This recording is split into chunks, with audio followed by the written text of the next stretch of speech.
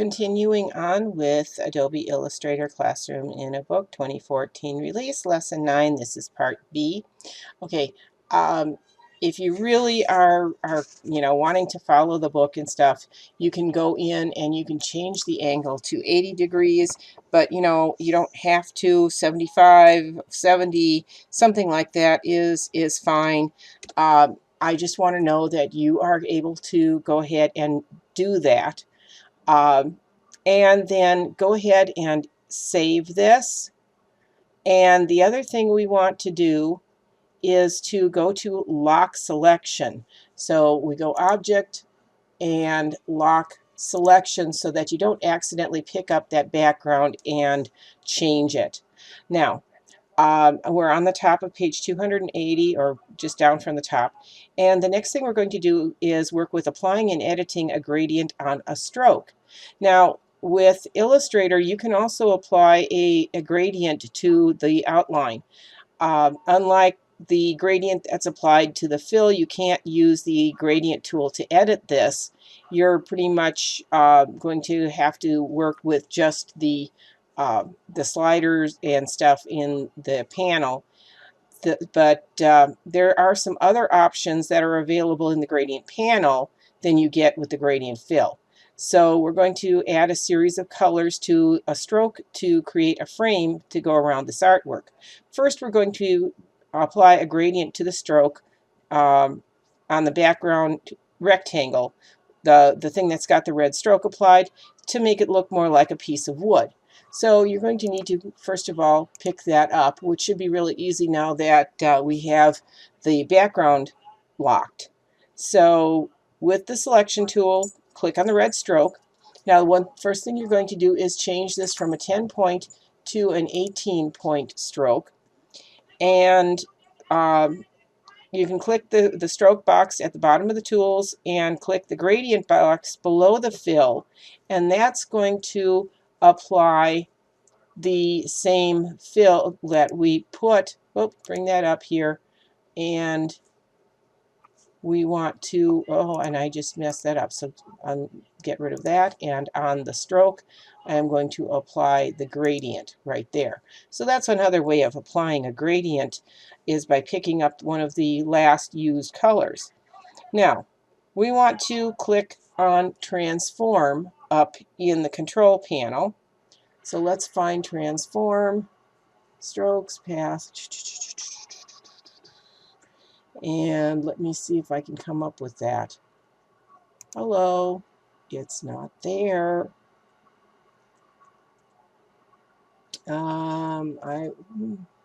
Maybe isolate, select similar.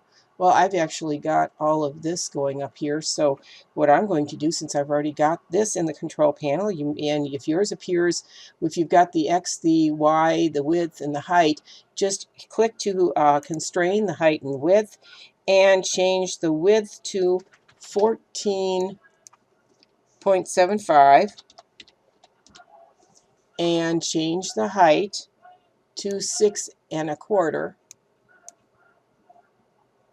Oh, unconstrain these. Sorry, I just did the wrong one. And this is supposed to be, come on, get the whole thing, 6.25. So I should have 14 3/4 and 6 1/4. Now that makes sure that the stroke fits within the bounds of the artwork, because that's normally okay, yeah, we want to make sure that this fits, basically, is what it is. Normally, you would simply align the stroke to the inside in the stroke panel, but you can't do that when you put a gradient to the stroke. You can only have it centered. So now, with the zoom tool, drag around or across the upper right corner. So we're going to select the corner so that we can actually see what we're doing. So just zoom in on this. Now, in the gradient panel, you're going to click the stroke box if it isn't already to the front, and we're going to edit the gradient that's applied. The type needs to stay as a linear, and you want to click, because this, notice how this has changed. It doesn't look quite the same. We've got the stroke thing, so we want, we have apply gradient within it, or along, or across. We want to apply the gradient across the stroke. You can check and see how all of these apply differently. We're going to do this across the stroke, which means it's going to have the color going from the outside, or actually from the inside of the object to the outside. So that's the way it's going to run all along all four sides, so that the white is to the inside, the blue is to the outside. Now, we're going to now double click the blue color stop to bring up our slider and go change to the swatches palette. You're going to select border 2. Okay, that changes the outer stroke. Double click the left stroke, or the left stop, I should say, which brings up the swatches, and you're going to select border 3.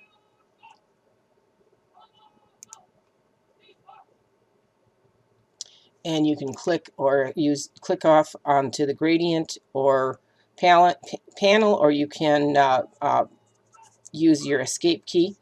Now, what we want to do is put your pointer somewhere on the color ramp between the two color stops, and you're going to add a third stop. So when you see the plus sign come up, you can just click on that, and it doesn't matter where. Double click to get, come on. There we go. Sometimes it takes more than one try. And we want to go with border 1, and we're adding that in. Now, we're back to the gradient panel, and with the color stop still selected, change the location on that from 100% to 80. And just hit enter with that, and that should move that over. And now, press your Alt key, or if you're in Mac, use your Option, and drag the color stop to the left, closer to the leftmost color stop. So drag this over a little bit. Okay, so, oh, and I changed opacity. I didn't mean to change opacity. I wanted to change the location. Opacity should be 100. Sorry about that. Location, we want, oh, and I'm adding stops here. Let me get rid of those. Make sure I'm on the right, yes, I've got the right color there. 80, and enter, which moves that over. Hold down your Alt button or Option and drag over, and you're going to duplicate the color stop. We want about 25%. We want to see location, oh, let's go this way, of 20, about 25, somewhere in through there. And that's one way to duplicate a color. Now, we want to go to border, to the rightmost, which was border color 3, and you're going to grab that and hold down your Alt button and grab that one and drag that over to the left. And we want to be somewhere around 35% in there, or so, 35–40%, something like that, and release. So now what we have left is we've got 5 stops that are across on the picture frame, and if I deselect that picture frame, you can see how it looks like it's a frame that's got some carving done on it. Next we're going to, oh, by the way, make sure you save again. And next we're going to work with creating and applying a radial gradient. Now, a radial gradient that has the starting color, which is the one on the left, starts at the center point of the fill and radiates outward. We've used that before. We did that with one of the other lessons. So now we're going to create and apply a radial gradient fill to the window of the ship. So let's go find the porthole. And I'm just simply, it's just to back out and zoom in, but hey, there's the porthole. So we're going to zoom in. Well, you should be fairly well zoomed into that. You can go in closer if you want to, and so that you can take a look at that.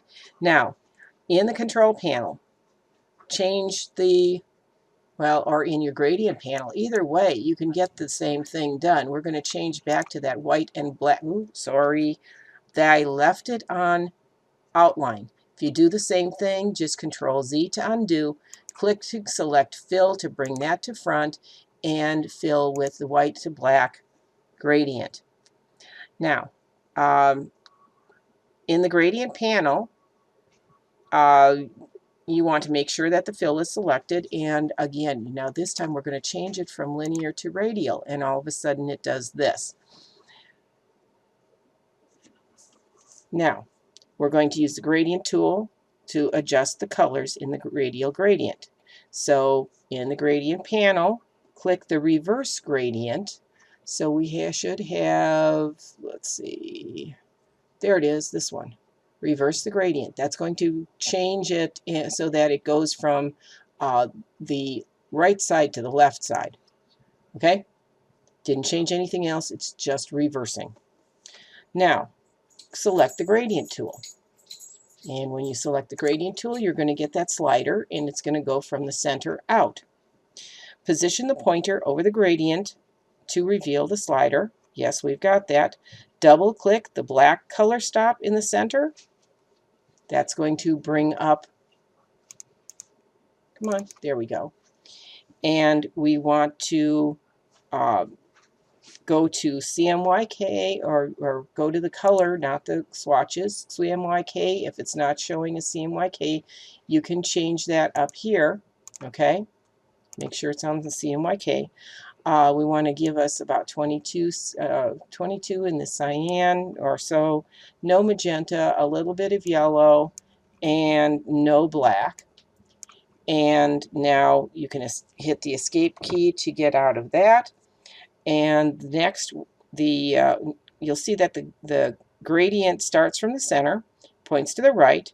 The dashed line indicates that it's a radial. See that?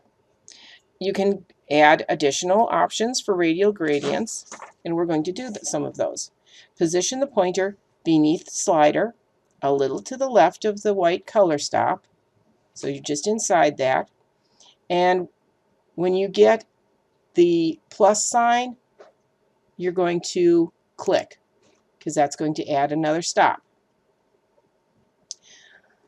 Double click that new stop, and you're going to find a swatch called Window 1.